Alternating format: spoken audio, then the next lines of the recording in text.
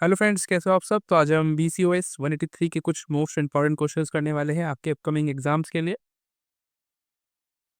बहुत important questions, ठीक है। तो कुछ मैंने हिंदी में लिखा है और कुछ इंग्लिश में है, तो आप लोग कंफ्यूज मत होना, क्योंकि देखो ये जो टॉपिक है आपका कंप्यूटर, ये अगर हम इंग्लिश में पढ़ते हैं ज़्यादा समझ में आता है हमको, क्योंकि कुछ वर्ड्स जो हम यूज़ करते नॉर्मली वो इंग्लिश में ही है। उसको आप हिंदी में ट्रांसलेट कर दे तो बहुत ही मुश्किल हो जाती है चीज़ों को समझना। तो मैं आपको समझा दूंगा हिंदी में, उसमें कोई दिक्कत नहीं है। मेरा लेक्चर हिंदी में ही होगा, लेकिन कुछ शब्द जो लिखे होंगे, कुछ आंसर्स जो लिखे हैं मैंने वो इंग्लिश में लिखे हैं, तो उसके लिए आपको घबराना नहीं है कि हम कैसे करेंगे। आपको मैं समझा दूंगा। आपको भी इंग्लिश में लिखना पड़ेगा एटलीस्ट, क्योंकि हिंदी का इस्तेमाल करेंगे आप ऑब्वियसली, पर लिखेंगे इंग्लिश वर्ड ही, ठीक है। तो शुरू करते हैं। उससे पहले मैं आपको आपका क्वेश्चन पेपर दिखाया था। कुछ ऐसा आता है, इंग्लिश और हिंदी में दोनों में आएगा आपका, ठीक है। BCOS 183 और दिसंबर 2024 के क्वेश्चन पेपर में से लिया है मैंने, ठीक है। कंप्यूटर में सॉरी, व्यापार में कंप्यूटर का प्रयोग, किस तरीके से आपका टॉपिक का नाम है। 100 मार्क्स, 3 घंटे मिलते हैं आपको, और 5 क्वेश्चंस आपको अटेम्प्ट करने हैं। इतना ही होता है, मैं अपनी वीडियो में बताता हूँ। बाकी आप इसको डाउनलोड कर सकते हैं गूगल पे जाके, आप लोग सर्च करेंगे अपना सब्जेक्ट कोड, PYQ डालेंगे क्वेश्चन पेपर, तो आपको मिल जाएगा। वेबसाइट लिंक आती है, वहाँ पे क्लिक करते हैं तो आपको सारे ईयर्स के जितने भी उसमें अवेलेबल होंगे आपको दिख जाते हैं, ठीक है। और मेरा सजेशन ये रहता है कि आप पिछले 4 साल के नहीं, पिछले 2 साल के जो क्वेश्चन पेपर है आपके, उठा के आप कर लेते हैं तो आपको बहुत ज़्यादा हेल्प मिलती है। आपका मतलब काफ़ी काम हो जाता है, बिना अगर आपने बुक नहीं भी पढ़ी है तब भी, ठीक है। शुरू करते हैं आज की वीडियो। सबसे पहला जो क्वेश्चन है, उसका पहला पार्ट जो है, 2 पार्टों में डिवाइड किया हुआ है क्वेश्चंस को बेसिकली। एक 10 नंबर का, सेकंड वाला जो है वो भी 10 नंबर का, 20 नंबर का हो गया आपका एक क्वेश्चन पहला नंबर का। पूछ रहा है कि कंप्यूटर अनुप्रयोग यानी कि कंप्यूटर एप्लीकेशंस जो होती है को परिभाषित कीजिए, और व्यापार में या व्यवसाय में उसकी महत्व की व्याख्या कीजिए। सबसे अच्छा क्वेश्चन मुझे लगा ये इस वाले क्वेश्चन पेपर में, कि आपको जो टॉपिक है उससे कनेक्टेड जो है आपका क्वेश्चन पेपर बनाया गया है, क्वेश्चन बनाया गया है कि जो कंप्यूटर एप्लीकेशन है उसका मतलब क्या होता है। परिभाषा का मतलब वही होता है कि उसका मीनिंग क्या है, क्या समझते हो आप उससे, आप कैसे इसको डिफाइन करेंगे। सेकेंड चीज़, उसकी इंपॉर्टेंस, कि वो कैसे इंपॉर्टेंस रखता है बिजनेस के अंदर। सबसे पहले मैंने उसको परिभाषित करने की कोशिश की है, यहाँ पे कुछ शब्दों को लिख के। एप्लीकेशन मतलब आप समझ गए होंगे ना, ऐप को बोलते हैं एप्लीकेशन, जिसमें आप जैसे कि अपने मोबाइल फ़ोन में व्हाट्सएप चलाते हो, यूट्यूब चलाते हो, फेसबुक चलाते हो, इनको एप्लीकेशंस कहते हैं। तो इनके थ्रू जो है आप कुछ स्पेसिफिक काम कर पाते हो ऑब्वियसली। जैसे कि आप अभी यूट्यूब चला रहे हैं तो आपको क्या होना है कि आपको वीडियोज़ देखनी है ना? आपको लिसनिंग के थ्रू या फिर आपको विजुअल्स के थ्रू लर्न करना है, कुछ सीखना है, कुछ एंटरटेनमेंट करना है, तो आप उसको वीडियो यूट्यूब खोलते हो। आपको इंस्टाग्राम चलाना होता है तो आप इंस्टाग्राम खोलते हो, उसमें आपको कुछ पोस्ट करना है, अपनी फ़ोटो लगानी है, थोड़ा-सा जो है रॉक दिखना है, तो आप उसमें जाते हो, ठीक है? और जैसे कि गूगल है हमारे पास, तो गूगल स्पेसिफ़िकली आपको जानकारी प्रोवाइड कराता है हर प्रकार की। तो हब हब जितने भी जो बेसिकली सॉफ्टवेयर्स होते हैं, ये एप्लीकेशंस होते हैं, इनका अलग-अलग जो है मीनिंग होता है, इनका अलग-अलग काम होता है हर स्टेज पे, ठीक है? तो इसमें अलग-अलग प्रकार से इनको डिज़ाइन किया जाता है। इसमें ही आपके बहुत सारे एग्ज़ाम्पल्स में हमने यहाँ पे लिख रखे हैं। जैसे कि माइक्रोसॉफ्ट आपका ऑफ़िस है पूरा, तो इसमें आपका वर्ड भी आता है, एक्सेल भी आता है, पावर पॉइंट। तो इन वर्ड्स का, एक्सेल का और पावर पॉइंट से इनका सबका अलग-अलग जो है काम होता है अपने कंप्यूटर में, ठीक है? वर्ड का अलग काम है, एक्सेल का अपना एक्सेल शीट बनाते हो आप लोग। जब थोड़ा-सा जो है वहाँ पे लेन-देन का काम होता है, कुछ आपको डाटा रखना होता है कि भाई इतनी चीज़ बेची है, इतनी किलो है, वो वगैरह-वगैरह। तो आप एक्सेल पे रखते हो, पावर पॉइंट बनाते हैं यानी कि प्रेज़ेंटेशंस बनाते हैं, वर्ड में भी कुछ आपको कुछ डिज़ाइन वगैरह बनाने का होता है इसमें। अब जैसे कि फ़ोटोशॉप वगैरह जो आप यूज़ कर रहे होंगे, कभी आपने यूज़ किया होगा, तो वो भी जो है एक सॉफ्टवेयर है जो कि स्पेसिफ़िकली एडिटिंग के लिए बनाया गया है, ठीक है? फ़ोटो पे एडिटिंग करने के लिए, ना कि वीडियो बनाने के लिए। वीडियो के लिए एक अलग एप्लीकेशन है, तो एक पर्टिकुलर एप्लीकेशन को इस्तेमाल करने के लिए आपको उसको डाउनलोड करना होता है और फिर आप उसको इस्तेमाल करते हैं, तो उसी काम को वो कर पाता है, इसके लिए आपने उसको यूज़ किया है। ठीक है? मतलब डाउनलोड किया ऑब्वियसली। उसके अलावा और भी एग्ज़ाम्पल जैसे कि डेस्कटॉप है, डॉक्स है, शीट्स है, स्लाइड्स है, तो ये सारी क्या है, ये सारे आपका सॉफ्टवेयर्स हैं, ठीक है? जो कि कंप्यूटर में आपके काम आते हैं। कहाँ पे काम आते हैं? आपके बिज़नेस में। आपकी जहाँ पे भी आप काम करते हो तो आपको ये सब चीज़ों की ज़रूरत पड़ जाती है कि आप चीज़ों को इस्तेमाल कर पाएँ, ठीक है? और अभी तो एक और फैसिलिटी मिल गई है आपको कि आप ऑनलाइन भी क्लाउड बना के डाउनलोड कर उसमें जो है चीज़ों को रख सकते हैं। इससे क्या फ़ायदा होता है कि आपको आपको एक्सेस ईज़िली हो पाता है, अपने कंप्यूटर पे डाउनलोड आपने कर लिया, मतलब अपलोड कर लिया क्लाउड पे, और उस क्लाउड का आपके पास फ़ोन में भी होता है, तो आप फ़ोन से भी अगर चाहे तो उसको देख सकते हैं, उसमें कुछ एडिटिंग कर सकते हैं, उसको किसी और के साथ शेयर कर सकते हैं, अपने टीम को दिखा सकते हैं कि क्या काम अच्छा लग रहा है कि नहीं लग रहा। तो बहुत सारे फ़ायदे होते हैं इन चीज़ों के, ठीक है? ईमेल के थ्रू आप लोगों से कनेक्ट कर पाते हो, वीडियोज़, कॉन्फ्रेंसिंग, ज़ूम क्लासेस वगैरह ले सकते हैं हम लोग। तो ये बिज़नेस के लिए बहुत ही इंपॉर्टेंट है। जैसे कि मैं अभी चला रहा हूँ ये वीडियो, तो ये मेरा यूट्यूब पे जाएगा, तो ये भी मेरे लिए फ़ायदेमंद है ना, राइट? उसके अलावा इसके इम्पोर्टेंस क्या होते हैं? अब बिज़नेस में फ़ायदा होगा ना इसका, ऑब्वियसली इसलिए यूज़ कर रहे हैं हम लोग। तो ये अपने आप चलता है पहली बात तो। ये कुछ चीज़ें जो होती है वो सेल्फ ड्रिवन होती है, बहुत ही आप मतलब खुद म खुद में आपको डाटा इकट्ठा मिल जाता है। जैसे कि गूगल पे आप सर्च करते हैं कुछ चीज़ों को सर्च करेंगे कीवर्ड डाल के, तो वो ऑटोमैटिकली आपको चीज़ों को दिखा देगा सामने लाके उससे संबंधित। तो काफ़ी ईज़ी बन जाता है हमारे लिए डाटा जो है उसको कलेक्ट करना। ठीक है? और सुव्यवस्थित कार्य प्रवाह, यानी कि बहुत ही तेज़ी से ये जो है काम करता है, स्पीड वर्क यहाँ पे आपको देखने को मिलता है अ, एप्लीकेशंस में, ठीक है? ऑनलाइन जब हम वर्क करते हैं किसी भी सॉफ्टवेयर के थ्रू, बहुत तेज़ी से आप काम कर सकते हो, और बहुत ही एक सिस्टमैटिक तरीके से वो काम को अंजाम दे पाता है, क्योंकि हम लोग ह्यूमन्स हैं तो कहीं न कहीं गलती हो जाती है हम लोगों से, लेकिन कंप्यूटर गलती नहीं करता है मोस्ट ऑफ द टाइम। तो ये आपका फ़ायदा होता है वहाँ पे, ठीक है? बड़े-बड़े आँकड़े जो है वो ईज़िली स्कैन करके आपको दिखा देगा कि भाई ये बिल्कुल सही है, इसमें कोई गड़बड़ी नहीं है। आंतरिक बाह्य संचार, यानी कि आप ईमेल्स के थ्रू ठीक है, वीसी यानी कि वीडियो कॉल कॉन्फ्रेंसिंग के थ्रू आप लोगों से कनेक्ट कर पाते हो। तो ये भी जो है घर बैठे-बैठे आप होमवर्क जो है वर्क फ्रॉम होम कर पाते हैं ईज़िली, तो ये आपको इसलिए इम्पोर्टेंस होता है आपके लिए, इसलिए आपके लिए अच्छा काम करता है। और कल कस्टमर रिलेशनशिप जो होती है उसको भी ये इंक्रीज़ करता है, क्योंकि हम लोग इनडायरेक्टली जैसे कि व्हाट्सएप के थ्रू उनको मैसेज भेज के, ईमेल के थ्रू हम उनसे कनेक्टेड रह पाते हैं ना।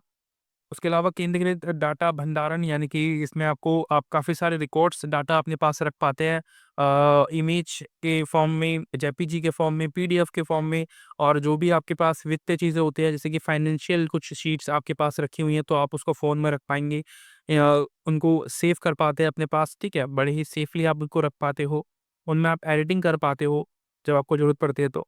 आसान पहुँच होती है आपकी चीज़ों तक, क्योंकि मैंने आपको बताया कि आपने जो काम कंप्यूटर पे किया है वो आपको मोबाइल पे भी आप उसमें लॉगिन करके उसको देख सकते हो, तो बहुत ही ईज़ी रहता है, ठीक है? जैसे कि मैंने एग्ज़ाम्पल में आपको बताऊँ कि इसका फ़ायदा क्या होता है। आप ऑफ़िस में बैठे हुए हैं, आपने काम किया उस टाइम पे, और काम करने के बाद उसको सेव कर लिया आपने क्लाउड पे, ठीक है? क्लाउड पे सेव करने के बाद वो आपके मोबाइल फ़ोन में जब आप ऑफ़िस से बाहर होंगे, तो आपको अगर कोई पूछेगा फ़ोन करके, आपका बॉस, कोई भी आपका जो सीनियर होता है बोलेगा कि भाई ये मुझे काम भेज दे जो तूने किया है, तो आप ईज़िली उसको भेज सकते हो, है ना? अपने फ़ोन से ही, घर बैठे-बैठे या कहीं पे भी आप किसी भी जगह पे हो, तो आपको बहुत ईज़ी रहता है। और उसके अलावा टीम वर्क आपका ईज़ी हो जाता है, ऑनलाइन आप टीम वर्क कर पाते हो, अपनी टीम को अपना काम दिखा पाते हो कि सर ये दिक्कत तो नहीं है इसमें कोई, तो वो बता देंगे, कोई सेशन दे पाएँगे आप लोगों को, ठीक है? और सेफ्टी बहुत ज़्यादा अच्छी है इसमें, आप मतलब ईमेल के थ्रू आप किसी को मैसेज करते हो तो बहुत ही सेफ रहता है, और जो गलतियाँ हैं वो कम होती हैं, त्रुटियाँ मतलब गलतियाँ जो होते हैं, जो एरर्स होते हैं वो कम होते हैं हमारे, हो पाते हैं इन चीज़ों की वजह से। मैंने आपको बताया ना डाटा को एक एक बारी में जो है वो स्कैन कर देता है कि कुछ गड़बड़ हो तो वो ठीक कर देगा ऑटोमैटिकली। सेकंड क्वेश्चन जो है वो है सेना और रक्षा में कंप्यूटर के उपयोग का संक्षेप में वर्णन कीजिए। अनुप्रयोग लिखा हुआ था, मैंने उपयोग कर दिया क्योंकि बात एक ही है। आपको शब्दों में दिक्कत होती है तो मैंने ईज़ी करने की कोशिश की है इसमें। और क्वेश्चन आप समझ गए होंगे, बहुत ही ईज़ी सा है कि जो सेना है और जो रक्षा है, सेफ्टी में और आर्मी में हमारी जो कंप्यूटर है इसका कैसे हम यूज़ कर पाते हैं, उसके बारे में सवाल है। तो यूज़ के बारे में लिखा है मैंने कि कमांड देना, कंट्रोल करना, संचार यानी कि कम्युनिकेट कर पाना अपनी टीम से। अब आपने देखा होगा बहुत सारे जो कमांडर्स होते हैं, बहुत सारे जो आर्मी ऑफिसर्स होते हैं, उनके पास वॉकी-टॉकीज़ होते हैं। तो वो कनेक्ट कर पाते हैं एक-दूसरे से वॉकी-टॉकी के थ्रू, है ना? तो मोबाइल फ़ोन्स भी आ गए हैं पर वॉकी-टॉकी ज़्यादा इस्तेमाल करते हैं वो, क्योंकि वो ईज़िली कनेक्ट कर पाता है, बार-बार उसको कॉल लगाना नहीं पड़ता है, वो कनेक्टेड रहते हैं ऑटोमैटिकली, ठीक है? उनको बस बटन दबाना है और वो कनेक्ट हो जाएगा, उसके बाद मैसेज पहुँच जाता है। तो ये संचार करना बहुत ईज़ी रहता है कंप्यूटर और टेक्निकल के थ्रू, और खुफिया जानकारी इकट्ठा करना ईज़ी रहता है हमारे लिए, निगरानी करना दूसरों पर कंप्यूटर के थ्रू, और ये सारी चीज़ें। सिमुलेशन प्रशिक्षण यानी कि एजुकेट करना अपनी जो अधिकारी हैं उनको बहुत ही आसान रहता है। हम टेक्निकल नॉलेज बड़ा दे दे सकते हैं आसानी से, ठीक है? प्रैक्टिकल करा के उनको सिखा देते हैं। ऑनलाइन भी हम सिखा सकते हैं लोगों को आज घर बैठे-बैठे, जैसे कि मैं अपने घर में बैठा हुआ हूँ, आप अपने घर में बैठे हुए हैं और मैं आपको जो भी एग्ज़ाम के इम्पोर्टेंट चीज़ें हैं मैं आपको बताने की कोशिश करता हूँ हमेशा। तो ऐसे ही जो है वहाँ पे भी ये लोग कर सकते हैं। ठीक है? और अनुसंधान और विकास हम कर पाते हैं, घर पे बैठे-बैठे आप रिसर्च कर सकते हैं। ये भी हमें कंप्यूटर परमिशन देता है कि हम घर पे बैठे-बैठे डाटा को एनालाइज़ करके उसको लोगों तक पहुँचा सकते हैं, उसको इकट्ठा करके और अच्छी जानकारी उसमें ऐड कर सकते हैं। तो बहुत सारी फ़ायदे हैं, रिसर्च वगैरह आप कर सकते हैं, ठीक है? डेवलपमेंट कर सकते हैं, कुछ नया कर सकते हैं आप समाज के लिए। रसद आपूर्ति श्रृंखला प्रबंधन, यानी कि जो सैलरी वगैरह रिसीव वगैरह जो होती है ऑनलाइन भेज दी जाती है आजकल, है ना? आप ऑनलाइन ही सैलरी प्राप्त करते हैं अपने खाते में। तो ये भी फ़ायदा होता है कि आप ऑनलाइन, आपके पास पूरा डेटा होता है कि भाई किस-किस को पेमेंट रिसीव हुई है, किस-किस को नहीं हुई है, किस-किस को पेमेंट देने बाकी है। तो वो सब जो है हमें आसानी से याद रह पाता है क्योंकि लिखा होता है और हमारे फ़ोन में वो, आपने देखा होगा जैसे कि आप पेमेंट वगैरह का कोई एप्लीकेशन यूज़ करते हो, फ़ोनपे पेटीएम या जो भी आप यूज़ कर रहे होंगे, गूगल पे, तो वहाँ पे आप देखते होंगे कि जब आप बिजली का बिल भरते हैं, ठीक है? आपने पता चल रहा है अपनी जो नंबर वगैरह होता है वो डाला और अपना बिल पे कर दिया। अब वो बिल पे करने के बाद अगले महीने जब वो बिल बन गया आता है दोबारा से नया बिल, तो वो आपको ऑटोमैटिकली दिखता है, वो आपको बार-बार नोटिफ़िकेशन देता है कि ये बिल आपको पे करना है, ये बिल आपको पे पे करना है, बार-बार आपको अलर्ट करता रहता है। अच्छी चीज़ है, हमें याद रहना चाहिए कि बिल हमें पे करना है ताकि बिल अगली बार हम ज़्यादा ना आए हमारा, क्योंकि वो फिर इंक्रीज़ होता है ऑब्वियसली। तो ये हमें थोड़ा फ़ायदा रहता है, बिल्स वगैरह के मामले में भी। और हथियार प्रणाली और लक्ष्य निर्धारण, यानी कि आप बहुत सारे अपने जो सिस्टम्स हैं, ड्रोन्स वगैरह आपने देखे होंगे हमारे इंडियन आर्मी के पास हैं। तो वो कंप्यूटर से चलते हैं ऑब्वियसली, उनके पास एक कंट्रोल होता है, रिमोट कंट्रोल, जिसमें स्क्रीन लगी होती है, वो कंप्यूटर ही तो है एक प्रकार का, छोटा-सा कंप्यूटर है, इसमें आप निगरानी कर सकते हो पूरे एरिया की कि कोई गड़बड़ तो नहीं है, ठीक है? और गाइडेड जो है मिसाइल्स है हमारे पास, जिससे जो कंप्यूटर से चलती है, कंप्यूटर से हम उस पे निशाना लगा सकते हैं कि जो भी जहाँ पे भी हमें मारना है ना? और बहुत सारी हमारे पास ऐसी फैसिलिटीज़ आ गई हैं। टेक्नोलॉजी आ गई है। डेटा विश्लेषण और खुफिया जानकारी आप इकट्ठा कर सकते हो ऑनलाइन, ठीक है? साइबर जो युद्ध है और जो सुरक्षा है, उसमें आपको बहुत ज़्यादा फ़ायदा होता है। ऑनलाइन अगर आपके पास टेक्नीक है, आपके पास कंप्यूटर स्किल्स हैं, तो ऑब्वियसली आपको बहुत ज़्यादा फ़ायदा होता है। सेकंड जो है, वो है saving PPT files in cloud. देखो, मैं ये बता रहा था कि आपको, जैसे कि ये मैं आपको हिंदी में नहीं समझा सकता था क्योंकि हिंदी में मैं क्या बोल दूँ उसके अंदर, है ना? क्या ही बोल पाऊँगा? क्योंकि हिंदी में कुछ है ही नहीं इसका मतलब समझाने लायक। इंग्लिश में ही मैं इसको समझा सकता हूँ। बाकी आप हिंदी में आपका अगर आप इंग्लिश में समझ गए तो आप हिंदी में लिख पाएँगे, क्योंकि अगर हम हिंदी में पढ़ते हैं तो वो बहुत ही मुश्किल रहता है हमारे लिए समझना। तो saving DPT files in cloud, ठीक है? पावर परसेंटेज जो प्रेजेंटेड प्रेजेंटिंग फाइल जो होती है, उसको आप कैसे क्लाउड में सेव कर सकते हैं, तो उसके लिए पूछ रहा है कि क्या स्टेप्स आप लेंगे? अब देखो, बहुत सारे तरीके हैं, बहुत सारे हमारे पास सॉफ्टवेयर्स हैं ऑनलाइन, जिसमें कि आप अपनी जो फाइल्स होती हैं उनको सेव कर सकते हो, ठीक है? उसके फ़ायदे भी मैं बताऊँगा आपको।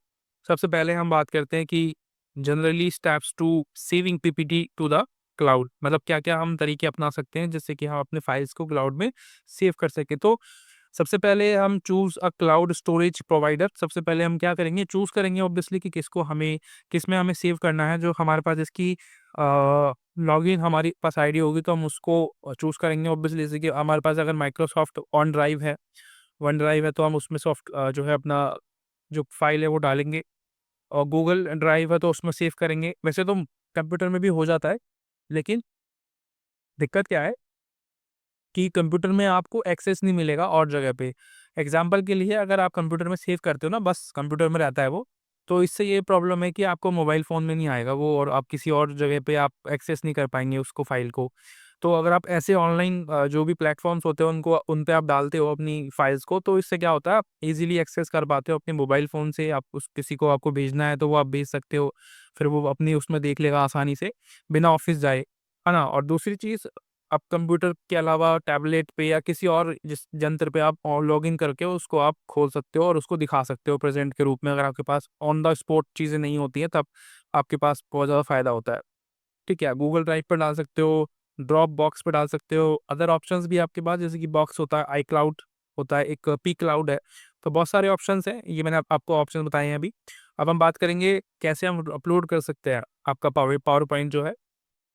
तो कुछ स्टेप्स मैंने यहाँ पे लिखे हैं, जैसे कि अपने पावर पॉइंट में आप कैसे सेव करते हो। सबसे पहले आप अपना पावर पॉइंट को ऑन करते हो, अपनी प्रेजेंटेशन खोलते हो और फिर अपनी फाइल में जाएंगे आप। सेव का जो ऑप्शन आता है, सेव एज का जो ऑप्शन आता है, उसको आप चूज़ करेंगे, ठीक है? और सिलेक्ट ऑन ड्राइव, यानी कि आपने कंप्यूटर में ये देखा होगा कि ये ऑन ड्राइव वाला ऑप्शन आता है वहाँ पे, तो उस पे ही आपको सेव करने को मिलता है, ठीक है? अपने कंप्यूटर में ऑन ड्राइव का ऑप्शन ऑब्वियसली रहता ही है, हमेशा हैममेड रहता है वो हटता नहीं है वहाँ से। Choose the direct folder in your, मतलब अब फिर आपको क्या करना है, ऑब्वियसली फ़ोल्डर चूज़ करेंगे आप अपने, जिसने यूज़ किया हुआ उसको पता ही है, अगर जिसने नहीं यूज़ किया उसको बहुत मुश्किल लग रहा होगा क्या-क्या बता रहा है। अगर आप प्रैक्टिकल करेंगे तो बहुत ही ईज़ी है, कोई ज़्यादा बड़ा काम नहीं है, इतना लंबा लेंथी नहीं होता जितना हमें लग रहा है देखने से। वो समझाने के लिए मैंने इतना लंबा लिखा है। आपको फ़ोल्डर चूज़ करना होता है जिसमें आपको वो सेव करना है, या फिर आपको कोई और फ़ोल्डर बना सकते हैं कि भाई ये मेरी इस चीज़ की फ़ाइल है, तो उसको फ़ाइल बना के आप उसमें सेव कर सकते हैं, ठीक है? आप उसको रीनेम कर सकते हैं बाद में भी, तो वो आप पे डिपेंड करता है कि आपको वो कैसे चाहिए, ठीक है? उसके बाद आप अलग और भी ऑप्शंस है आपके पास, जैसे कि वेब ब्राउज़िंग में आप कर सकते हो, गूगल ड्राइव में, ठीक है? और प्रॉप बॉक्स करके आता है एक एक डेस्कटॉप पे आप कर सकते हो, ऑन ड्राइव पे कर सकते हो। तो बहुत सारे ऑप्शंस हैं आपके पास जहाँ पे आप अपने काम को सेव करके रख सकते हैं। ये फ्यूचर में आपको ये डिलीट नहीं होता वहाँ से, ऑब्वियसली आपके पास कुछ मेमोरी मिलती है आपको, वहाँ पे स्टोरेज मिलती है जमा करने के लिए, जिसमें कि आप उसमें उसको भर सकते हो, मतलब 15 जीबी के आसपास आपको मिलता है, तो बहुत जगह होती है। पावर पॉइंट बहुत सारी आ सकती है उसमें। उसके अलावा key benefits of saving PPTs, मतलब क्या फ़ायदे होते हैं? क्यों सेव करनी चाहिए हमें? सबसे बड़ा सवाल तो ये उठता है। तो भाई एक्सेसिबिलिटी रहती है, मैंने आपको बताया, एक्सेस आप कर पाते हो किसी भी जगह से, किसी भी मोबाइल फ़ोन से, किसी भी कंप्यूटर से, किसी भी टैबलेट से, ठीक है? जिसमें आपने वो नहीं भी बनाया है, उससे भी आप उसको एक्सेस कर सकते हो। दूसरी चीज़ कोलैबोरेशन, कोलैबोरेशन मतलब आप लोगों से कनेक्ट कर पाते हो, लोगों से आप चीज़ों को शेयर कर पाएँगे कि भाई ये मैंने बनाया है, देखो बताओ मुझे बना के दिखाओ। मतलब बताओ मुझे कि इसमें कोई कमी तो नहीं है। आप दिखा सकते हो अपने टीम वालों को, और वीक हिस्ट्री आपके पास अवेलेबल रहती है उस चीज़ की कि आपने ये बनाया है, ठीक है? आपके पास वो सेव रहेंगी हमेशा। सिक्योरिटी रहती है आपके पास, बैकअप रहता है उस चीज़ का, और ईज़ी शेयरिंग, मतलब वही मैंने आपको बताया, लिंक वगैरह आप शेयर कर सकते हो अपने दोस्तों के साथ में। बस जानने के लिए कि कुछ गड़बड़ तो नहीं है इसके अंदर। अभी इतना ही था, मैंने आपको बस इसलिए ये दिखाया था कि आप मुझे बताएँ काम कैसा लगा, और वीडियोज़ के लिए आप मुझे कमेंट करेंगे ऑब्वियसली। तो thank you so much for watching, मिलते हैं अगली वीडियो में, तब तक के लिए बाय बाय, टेक केयर।